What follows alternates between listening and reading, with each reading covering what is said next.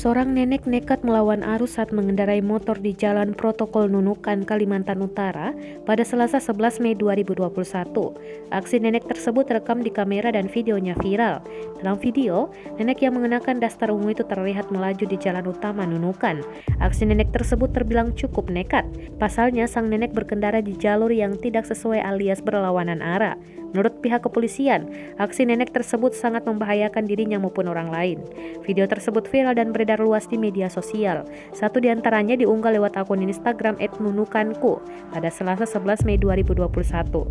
Nenek tersebut tampak mengendarai sepeda motor bermerek Honda Revo warna biru.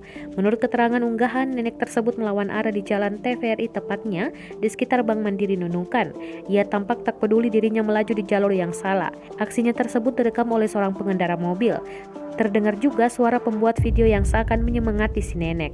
Menanggapi viralnya video tersebut, Kasat Lantas Polres Nunukan AKP Arofik Aprilian Riswanto mengungkapkan aksi tersebut membahayakan nyawa. Pasalnya, Rofik mengatakan nenek tersebut mengendarai kendaraannya di tengah jalan melawan arus. Sang nenek juga tak mengenakan helm saat mengendarai motor tersebut. Lebih lanjut, ia menyebut tingkat bahayanya mungkin akan kecil ketika nenek tersebut melaju di pinggir jalan.